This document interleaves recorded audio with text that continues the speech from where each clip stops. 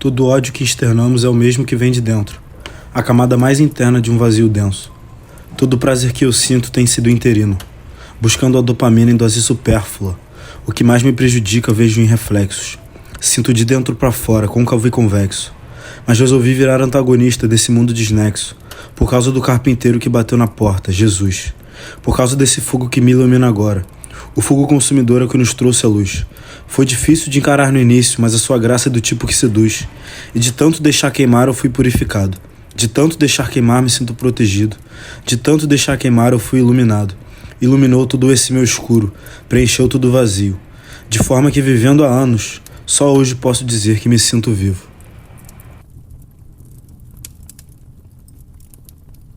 O fogo surgiu como a maior fonte de luz dos seres humanos e se mantém assim até hoje, como uma fonte iluminadora. O fogo representa, dentre tantas coisas, a luz. E é sobre isso que a gente vai falar hoje, da função iluminadora do fogo.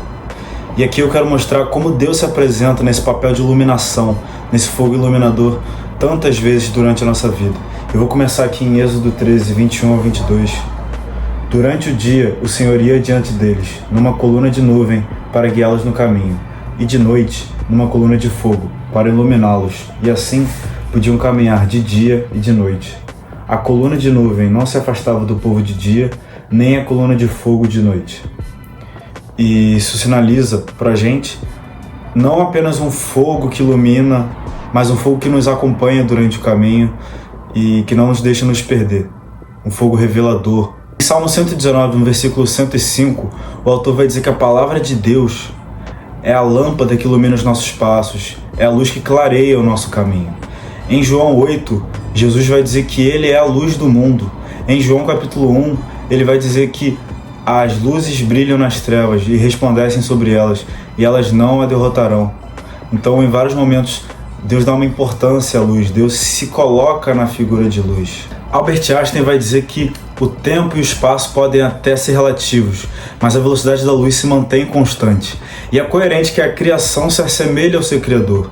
Deus se coloca em situações que a gente possa entendê-lo para a gente poder entender um pouquinho da sua magnitude. Então, quando ele se coloca como uma luz, ele está querendo dizer isso também. Ele está querendo dizer que ele é o que se mantém. O resto pode até mudar, se moldar. A palavra fala que tudo passa, céus e terra passarão, mas as suas palavras são eternas. E é isso que quer dizer. Deus é constante. Deus não muda, assim como uma luz. A luz é o que é, independente do que esteja em volta. E uma frase de C.S. Lewis que cabe muito aqui é quando ele fala sobre como conhecer a Deus. E a frase é: como conhecer a Deus? É como a luz do sol que, embora não tenha favoritos, não pode refletir-se num espelho coberto de pó, com a mesma luminosidade com que se reflete num espelho limpo.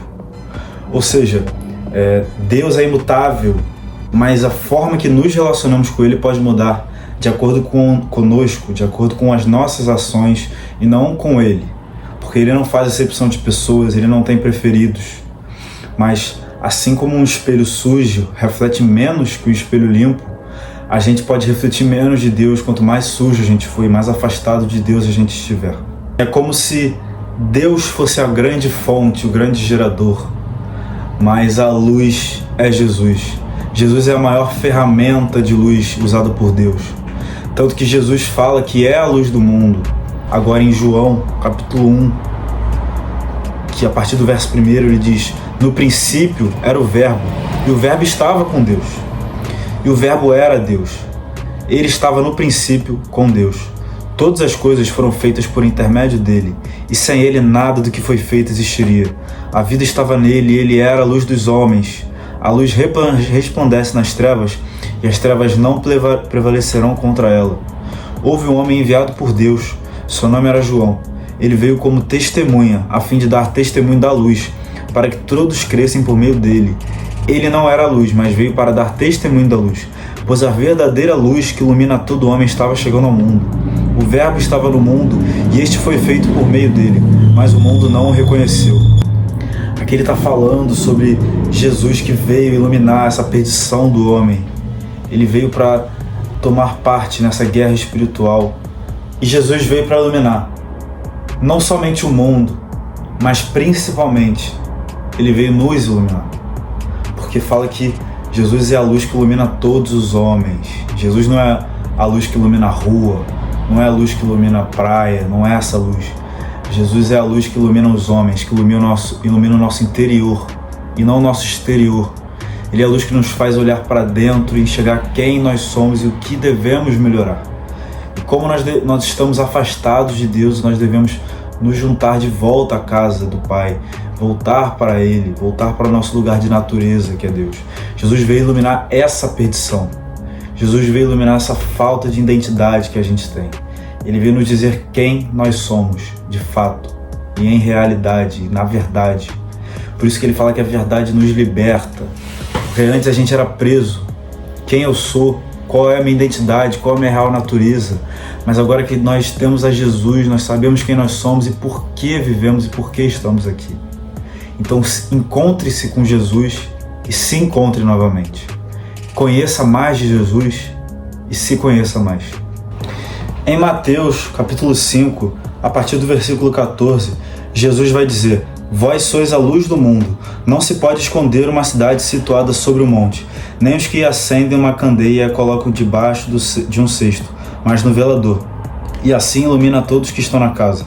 Assim resplandeça a vossa luz diante dos homens, para que vejam as vossas boas obras e glorifiquem vosso Pai que está no céu.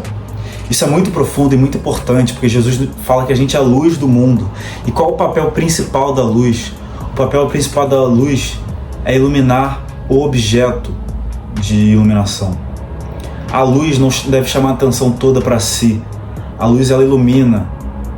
Quando a gente olha, a gente anda pela rua, a gente sabe que o sol é verdadeiro, não porque o sol está lá, mas porque o sol ilumina. E por causa das coisas que a gente consegue ver aqui, através da luz que vem do sol, a gente sabe que o sol está lá e cumpre bem o seu papel. Assim nós devemos ser como luzes, não chamando atenção para nós de forma egoísta, mas a gente deve chamar atenção para o que é de Deus, para glorificar o nosso Pai que está no céu. Assim ele termina dizendo. Então, a gente não é uma luz que vai chamar atenção, uma luz chamativa. A gente é uma luz que vai iluminar com utilidade, com foco, e serve para glorificar o nome de Deus. E assim nossa vida deve ser. Até porque uma luz que quer ser muito forte, ela faz o contrário de dar visão, de fazer enxergar. Ela faz o contrário, ela não cumpre bem o seu papel. Porque uma luz muito forte, ela cega as pessoas, ela dói na vista. Então, que sejamos uma luz acolhedora para as pessoas, que sejamos uma luz que as pessoas olhem e saibam de onde vem essa luz, quem é a fonte, quem é o gerador. Deus é o gerador. Que as pessoas saibam disso só de olhar para a nossa vida e ver o que a gente ilumina, o que a gente transparece, o que a gente transborda.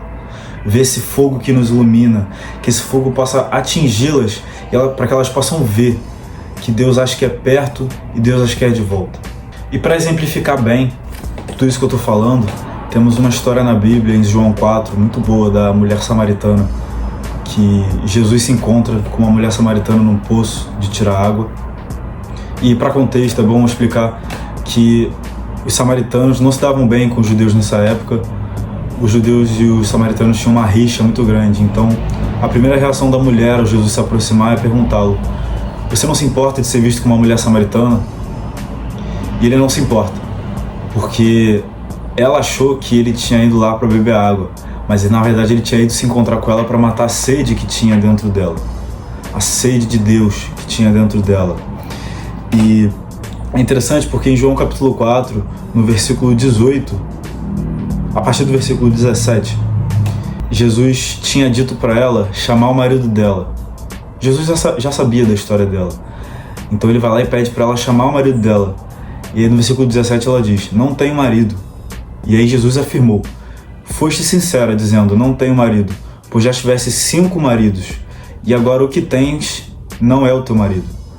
Isso disseste com verdade. E aí a mulher veio e disse: vejo que o Senhor é profeta. Então Jesus iluminou a vida dela, sabe? E eu imagino que tenha doído naquele momento, porque ele revelou coisas ruins sobre a vida dela, revelou os podres, as coisas impuras que tinham nela, sabe? Então Jesus estava iluminando ela e no momento parecia até um pouco cruel, mas existe uma história, sabe? O mito da caverna, que quando a gente fica muito tempo na caverna e sai para o mundo, A gente dói com a luz do sol, mas depois vai acostumando e se depara com uma bela paisagem. Então, Deus estava jogando uma luz na vida dela e falando: eu sei, eu te vejo, sabe? Eu te vejo. Mas apesar disso, eu ainda te amo. E aí, quando ela percebe que Jesus estava ali para matar a sede por Deus dela, ela começa a falar: a gente adora no monte, mas os antepassados dizem que o correto é adorar em Jerusalém. Ela está questionando ali sobre a forma de adorar dela, né? Ela não sabia muito bem como ela podia adorar a Deus. E Jesus vai lá e fala: é chegada a hora que os verdadeiros adoradores adorarão ao Pai em espírito e em verdade. Não em Jerusalém, não no monte, não só na igreja, mas em espírito e em verdade. Então não faz diferença o lugar que você está, é sempre um lugar propício a adorar a Deus, desde que você o adore em espírito e em verdade, porque assim como o Pai é espírito, devemos o adorar em espírito. Então Jesus revela para essa mulher que ele é o Messias, e por isso ele anunciava essas coisas. E a mulher sai maravilhada à cidade, contando o que tinha acontecido, que ela tinha se encontrado com o Messias, e ela sai alucinada pela cidade, anunciando aos outros. Os outros ficaram maravilhados. Então primeiro Jesus chegou, tocou na ferida dela, iluminou a sua vida, suas impurezas, mas também trouxe resposta, trouxe salvação. Ele se apresentou: eu te ilumino, eu te salvo. E aí ela saiu para assim poder iluminar outros. Lembra quando Jesus falou que sejamos a luz do mundo? Era isso que ele estava querendo dizer. Jesus vai vir e vai iluminar nossas vidas, para que depois a gente possa ajudar a iluminar a vida de outros. E a palavra vai dizer que depois que ela saiu pela cidade contando sobre o Messias, sobre Cristo, a palavra vai dizer que muitos samaritanos daquela cidade creram nele por causa da palavra daquela mulher. E então os samaritanos foram até ele e pediram que ele ficasse.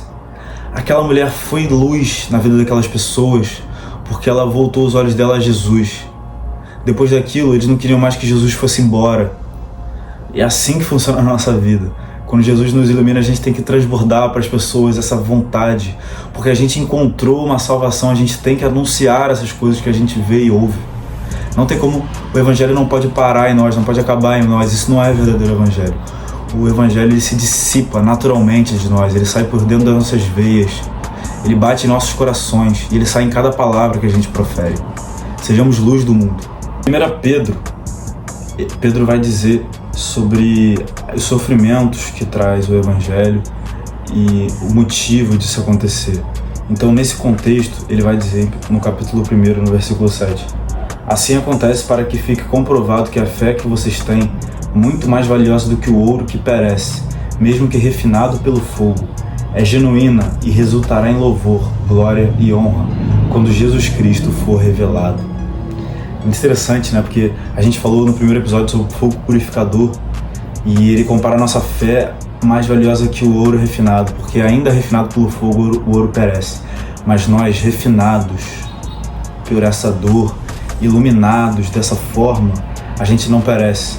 Pelo contrário, se torna louvor, glória e honra quando Cristo Jesus for revelado em nós. Essa revelação de Jesus vai fazer de todo o sofrimento que a gente carregou durante todo o tempo ser transformado em glória. E é nessa esperança que a gente se baseia. Então, primeiro, Deus ilumina a nossa impureza, ilumina as nossas imperfeições, para que a gente possa ter pelo que se arrepender, para que a gente possa perceber o quão caídos nós somos e o quão perdidos nós estamos. E assim a gente possa se arrepender e se voltar a Ele. Porque o arrependimento bíblico, o arrependimento do Evangelho é diferente do arrependimento que é apenas aquele remorso, aquele sentimento ruim, sabe? Em Atos 3,19 está escrito: arrependam-se e voltem-se para Deus, para que os seus pecados sejam cancelados. Não é só se arrepender, arrepender é um dos passos, para que seus pecados sejam cancelados. Então Jesus vem, assim como ele fez com a mulher samaritana, que ele falou para ela: eu sei que você teve 5 maridos, e o homem que você está agora não é seu marido. Ele revelou a impureza que havia nela, mas ele gerou arrependimento de verdade nela, porque depois do que ela fez, ela se voltou a Deus e saiu anunciando o Evangelho. Então, ela se arrependeu, se voltou a Deus, e os pecados daquela mulher foram cancelados. E assim deve ser com a nossa vida. Deus tem nos iluminado, tem nos mostrado quanto devemos melhorar, e a gente não percebe Ele falando conosco. Mas todo dia Deus mostra algo, pelo menos uma coisa que a gente precisa melhorar. E a gente deve se arrepender e se voltar a Ele. Se você pede mais paciência, Deus tem te mostrado o quão impaciente você tem sido. E você tem de verdade buscado Deus para melhorar nisso. Se Deus percebe a sua ira, a sua raiva guardada dentro de você, Ele tem te revelado isso. Você realmente tem buscado Deus para tratar disso? Você tem realmente buscado se aproximar dEle e se arrependido para que seus pecados sejam cancelados? Então, se Deus te iluminar e você não se arrepender, vai ser só o sofrimento pelo sofrimento. Mas se Deus te iluminar e aquele remorso se transformar em ações, aí sim, você deu propósito à luz do Senhor. Então, arrependimento e mudança, interdependentes entre si. Um não pode existir sem o outro, e um não tem valor sem o outro. Então, o arrependimento deve nos trazer mudança, e o mais rápido possível, uma mudança urgente, desesperada. Porque Deus é o fogo consumidor. Ele é um fogo que nos purifica, Ele é um fogo que nos protege, mas Ele é um fogo que nos ilumina. E Ele é um fogo que, depois de iluminar, vai esperar que você se permita ser moldado por Ele, porque Ele também é um fogo que molda.